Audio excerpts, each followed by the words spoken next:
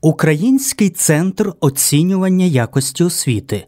Зовнішнє незалежне оцінювання з французької мови.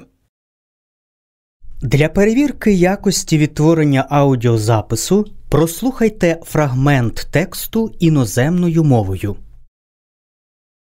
Paris, c'est la ville la plus touristique du monde.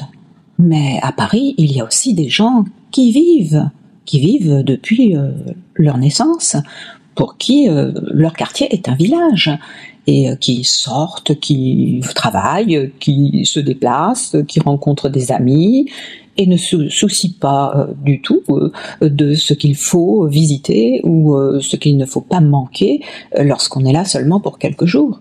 Le Parisien, lui, a l'impression qu'il a toute la vie devant lui pour visiter les monuments. Ce qui fait que beaucoup de Parisiens, finalement, ne sont jamais montés sur la Tour Eiffel, ni à l'Arc de Triomphe, et parfois n'ont même pas visité le musée du Louvre.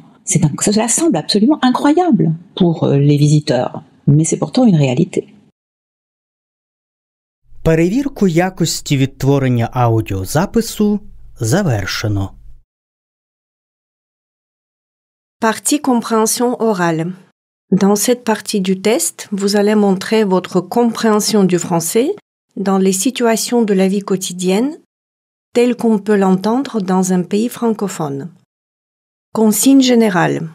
Lisez attentivement les consignes écrites sur votre livret. Avant chaque document sonore, vous entendrez le signal sonore. Attention, vous allez entendre les documents de 1 à 11 une seule fois et le document 12 deux fois. Nous commençons. Lisez la question et les choix de réponse. Écoutez le document sonore. Choisissez la bonne réponse A, B, C ou D et cochez une case sur la feuille de réponse. Lisez la question numéro 1 et les choix de réponse.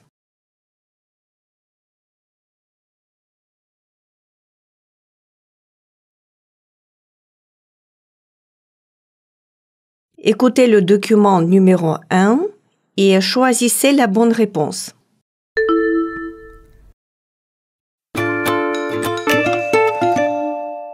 Mesdames et messieurs, votre attention s'il vous plaît. Suite à la grève de transport annoncée pour le 15 juin, le trafic des trains sera fortement déstabilisé. Pour tous les changements et les informations supplémentaires, nous vous demandons de suivre nos annonces ou de consulter notre site voyage.sncf.com. Au nom de la SNCF, on vous remercie pour votre compréhension.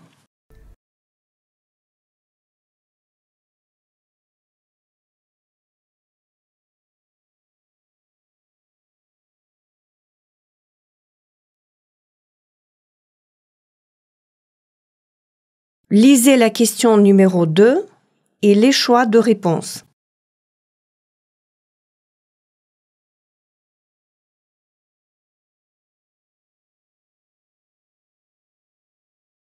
Écoutez le document numéro 2 et choisissez la bonne réponse.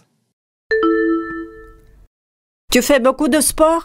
Oui, je pense que je suis assez sportif dans la mesure où je fais à peu près 1 heure de sport tous les jours et le week-end environ 2-3 heures de sport entre de la course à pied, un peu de musculation, un peu de natation, du VTT.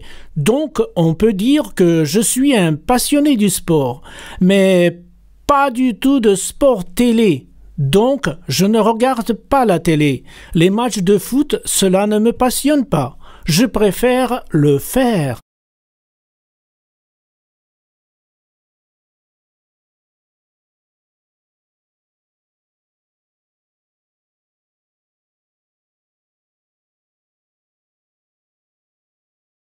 Lisez la question numéro 3 et les choix de réponse.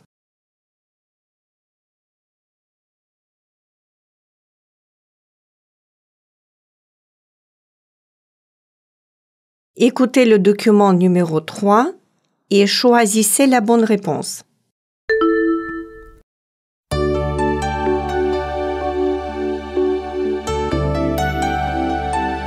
Chers clients, chères clientes, Bienvenue à Family Prix. Présentez votre carte de fidélité à la caisse lorsque vous payez vos achats et recevez une remise de 3% sur le montant de tous vos achats. Payer moins cher, c'est toujours agréable.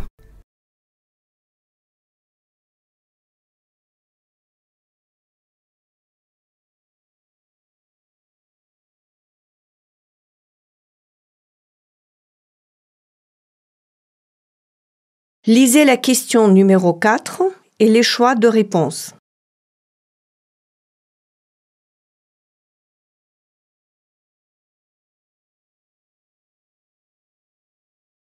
Écoutez le document numéro 4 et choisissez la bonne réponse. Bonjour Monsieur le comte, je suis Claude Duplon, votre plombier. Vous avez fait une commande de réparation du robinet de l'eau froide dans votre cuisine demain à midi. Malheureusement, je suis tombé malade et je ne pourrai pas venir demain. Pourriez-vous reporter votre commande à lundi prochain à la même heure?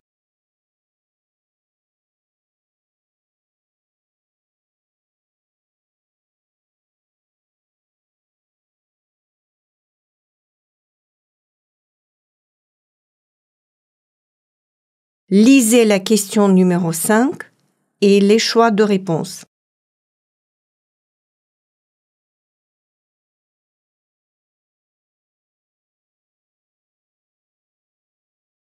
Écoutez le document numéro 5 et choisissez la bonne réponse.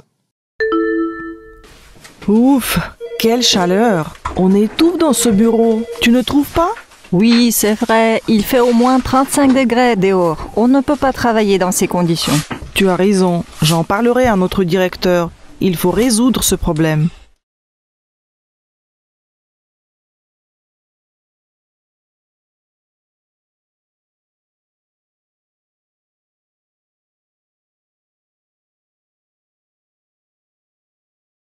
Lisez la question numéro 6 et les choix de réponse.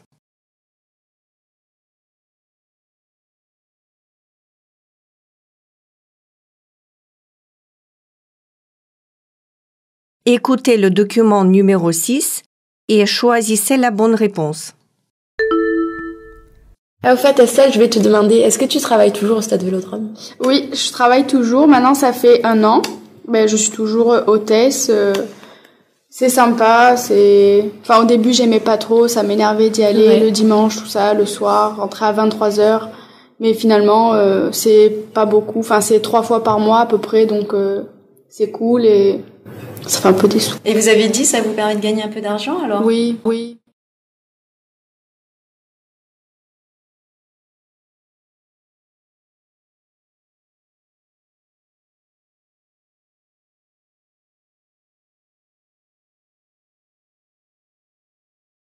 Lisez la question numéro 7 et les choix de réponse.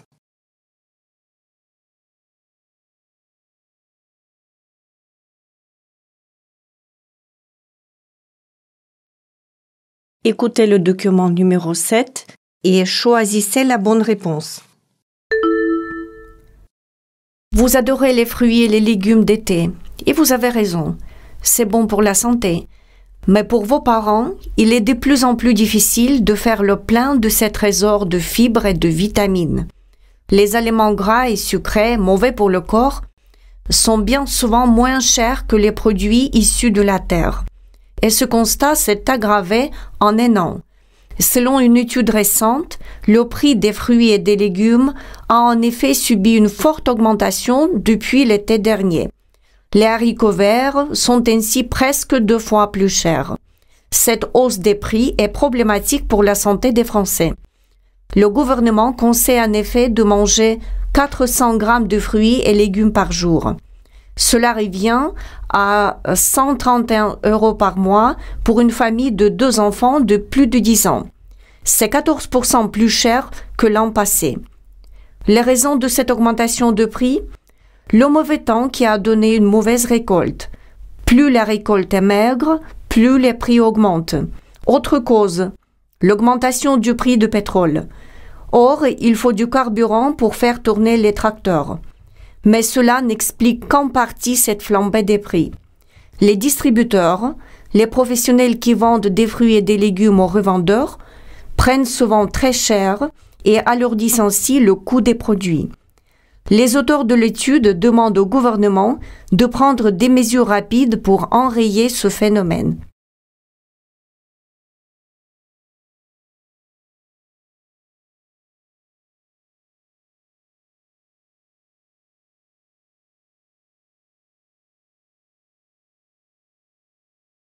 Lisez la question numéro 8 et les choix de réponse.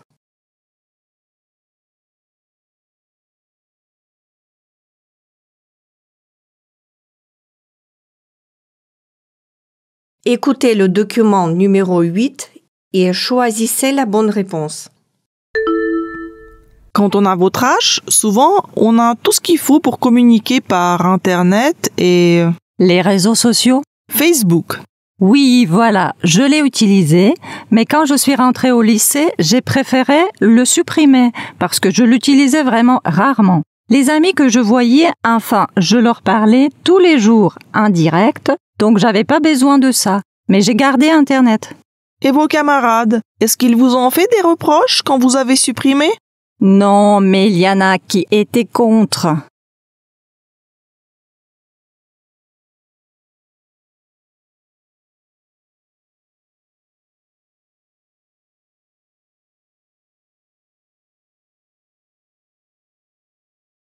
Lisez la question numéro 9 et les choix de réponse.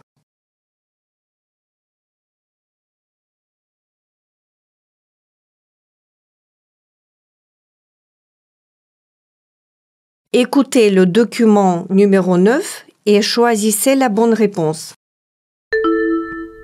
Une pollution très inquiétante. On retrouve du plastique partout sur la planète, une pollution même sur une des îles les plus isolées au monde. Ce petit bout de terre, l'île Anderson, qui se trouve dans le sud de l'océan Pacifique, a la plus forte densité de débris plastiques de la planète. Cela veut dire que la concentration, le nombre de restes est le plus important au monde. Eh bien, c'est parce qu'elle se trouve près d'un gigantesque courant marin, un tourbillon qui attire et regroupe les déchets plastiques qui flottent dans les eaux. Et les scientifiques pensent qu'il pourrait y avoir jusqu'à 110 millions de tonnes de plastique dans les océans. C'est pour cela qu'il ne faut absolument pas les jeter dans la nature.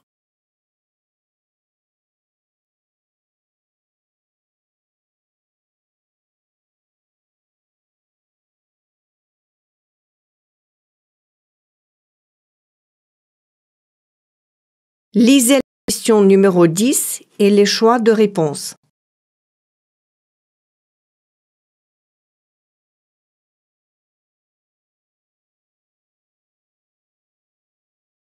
Écoutez le document numéro 10 et choisissez la bonne réponse. Où est mon portefeuille? Mais où est-il? Il est dans la poche de ta veste? Non, je ne le trouve pas. J'espère que je ne l'ai pas perdu. Voyons, qu'est-ce que tu as fait? Quand est-ce que tu l'as sorti de ta poche pour la dernière fois? Chez le boucher. Tu es sûr de ne pas avoir laissé chez le boucher? Non, non. J'ai payé, puis j'ai mis mon portefeuille dans ma poche. Il a dû tomber dans la rue ou alors on te l'a volé? Je pense qu'il est tombé dans le bus parce que j'ai entendu un bruit, mais je n'ai pas fait attention. Mais qu'est-ce que je vais faire? Tu vas à la police et tu parles de tout ce qui s'est passé.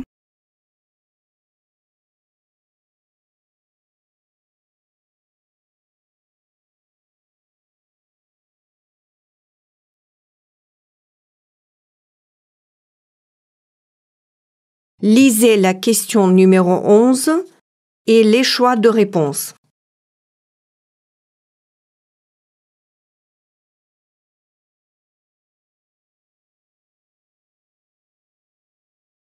Écoutez le document numéro 11 et choisissez la bonne réponse. Martin Duval, vous êtes un sportif professionnel. Parlez-moi de vos journées. Oui, je commence tous les matins par une promenade avec mon chien, environ 15 minutes. Puis, je m'entraîne pendant 2 heures. Je déjeune avec mon entraîneur. Vous prenez une pause de combien de temps? En général, je mange en 30 minutes et après, je me détends un peu. Et l'après-midi, l'entraînement dure 3 heures. Et le lendemain, tout recommence.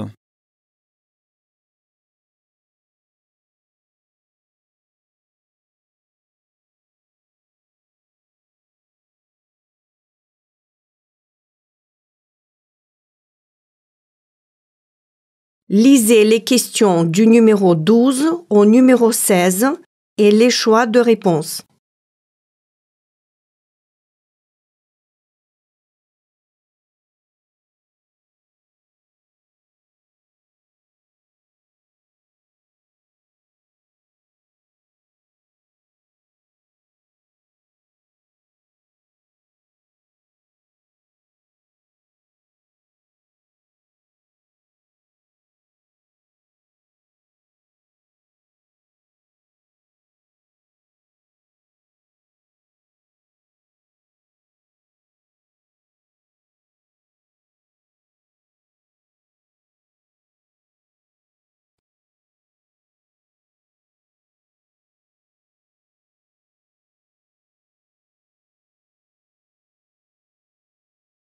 Écoutez le document numéro 12 la première fois et choisissez les bonnes réponses.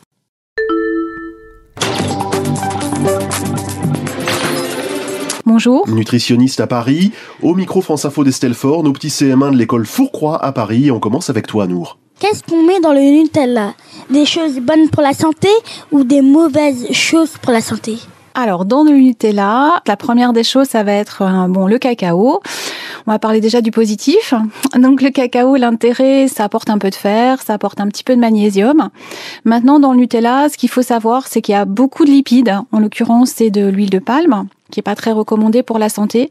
Et il y a aussi beaucoup de sucre. Donc, il faut faire attention à la consommation pour avoir un apport qui soit correct. Allez, justement, Doriane. Si je mange du Nutella sur une tartine chaque jour, est-ce que je vais avoir des problèmes? Ça dépend de l'épaisseur de la couche de Nutella. Exactement, c'est ce que j'allais te dire. Ça va dépendre de la couche de Nutella que tu vas mettre sur ta tartine.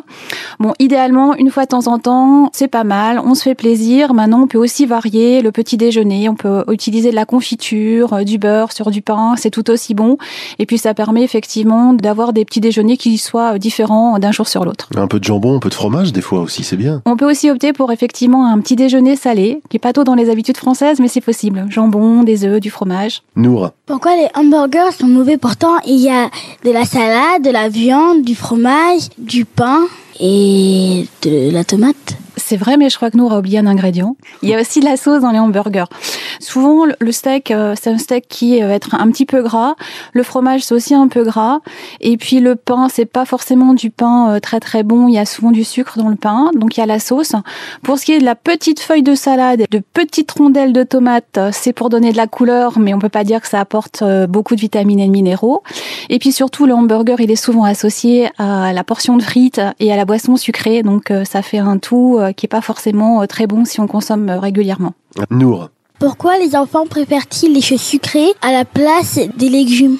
C'est parce que les bonbons, les choses sucrées, c'est toujours rattaché à un événement festif ou au plaisir ou à la fête. Quand il y a des anniversaires, il y a des gâteaux. Quand le week-end, on va chez papy et mamie, souvent mamie, elle fait un bon gâteau bien sucré au chocolat. Tout le monde adore, c'est la fête, tout le monde est heureux.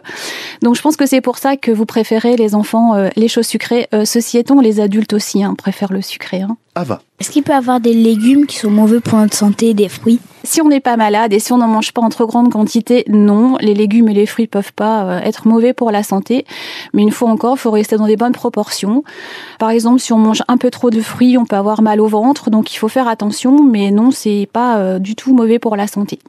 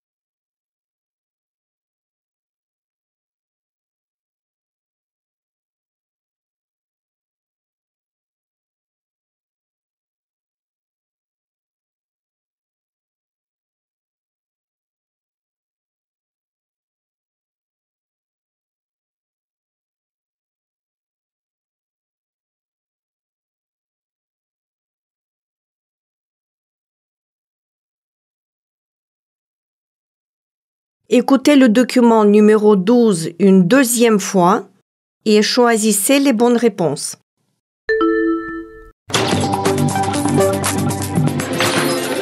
Bonjour. Nutritionniste à Paris, au micro France Info d'Estelle Faure, nos petits CM1 de l'école Fourcroy à Paris. On commence avec toi, Nour. Qu'est-ce qu'on met dans le Nutella? Des choses bonnes pour la santé ou des mauvaises choses pour la santé? Alors, dans le Nutella, la première des choses, ça va être le cacao. On va parler déjà du positif. Donc, le cacao, l'intérêt, ça apporte un peu de fer, ça apporte un petit peu de magnésium. Maintenant, dans le Nutella, ce qu'il faut savoir, c'est qu'il y a beaucoup de lipides. En l'occurrence, c'est de l'huile de palme, qui est pas très recommandée pour la santé. Et il y a aussi beaucoup de sucre. Donc, il faut faire attention à la consommation pour avoir un apport qui soit correct. Allez, justement, Doriane. Si je mange du Nutella sur une tartine chaque jour, est-ce que je vais avoir des problèmes ? Ça dépend de l'épaisseur de la couche de Nutella. Exactement, c'est ce que j'allais te dire. Ça va dépendre de la couche de Nutella que tu vas mettre sur ta tartine. Bon, idéalement, une fois de temps en temps, c'est pas mal. On se fait plaisir. Maintenant, on peut aussi varier le petit déjeuner. On peut utiliser de la confiture, du beurre sur du pain. C'est tout aussi bon. Et puis, ça permet effectivement d'avoir des petits déjeuners qui soient différents d'un jour sur l'autre. Un peu de jambon, un peu de fromage, des fois aussi, c'est bien. On peut aussi opter pour effectivement un petit déjeuner salé, qui est pas trop dans les habitudes françaises, mais c'est possible. Jambon, des œufs, du fromage. Nour. Pourquoi les hamburgers sont mauvais? Pourtant, il y a de la salade, de la viande, du fromage, du pain et de la tomate. C'est vrai, mais je crois que Nour a oublié un ingrédient. Il y a aussi de la sauce dans les hamburgers. Souvent, le steak, c'est un steak qui va être un petit peu gras. Le fromage, c'est aussi un peu gras. Et puis le pain, c'est pas forcément du pain très très bon. Il y a souvent du sucre dans le pain. Donc il y a la sauce. Pour ce qui est de la petite feuille de salade, de petites rondelles de tomates, c'est pour donner de la couleur, mais on peut pas dire que ça apporte beaucoup de vitamines et de minéraux. Et puis surtout, le hamburger, il est souvent associé à la portion de frites et à la boisson sucrée. Donc ça fait un tout qui est pas forcément très bon si on consomme régulièrement. Nour. Pourquoi les enfants préfèrent-ils les choses sucrées à la place des légumes? C'est parce que les bonbons, les choses sucrées, c'est toujours rattaché à un événement festif ou au plaisir ou à la fête. Quand il y a des anniversaires, il y a des gâteaux. Quand le week-end, on va chez papy et mamie, souvent mamie, elle fait un bon gâteau bien sucré au chocolat. Tout le monde adore, c'est la fête, tout le monde est heureux. Donc je pense que c'est pour ça que vous préférez les enfants les choses sucrées. Les adultes aussi préfèrent le sucré. Ava. Est-ce qu'il peut y avoir des légumes qui sont mauvais pour notre santé, des fruits? Si on n'est pas malade et si on n'en mange pas en trop grande quantité, non, les légumes et les fruits peuvent pas être mauvais pour la santé. Mais une fois encore, il faut rester dans des bonnes proportions. Par exemple, si on mange un peu trop de fruits, on peut avoir mal au ventre, donc il faut faire attention. Mais non, c'est pas du tout mauvais pour la santé.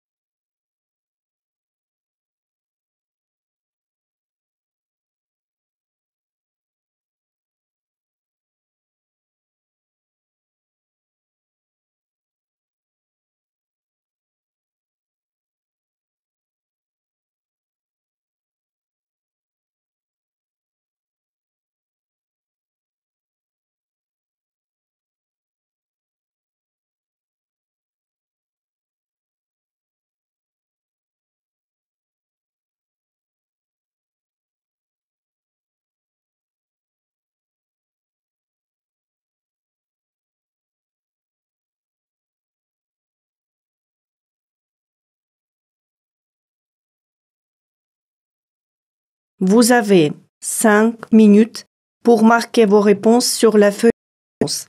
Soyez très attentifs.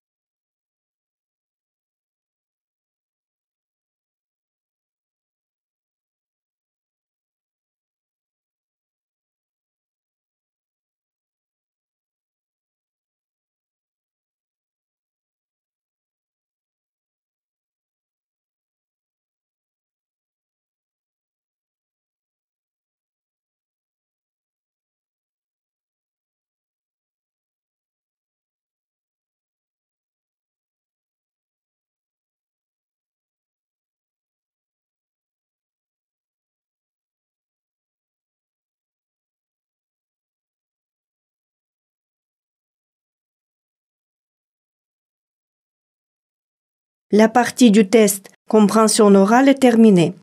Répondez maintenant aux questions de la partie suivante. Роботу над частиною розуміння мови на слух завершено. Приступайте до виконання наступної частини тесту.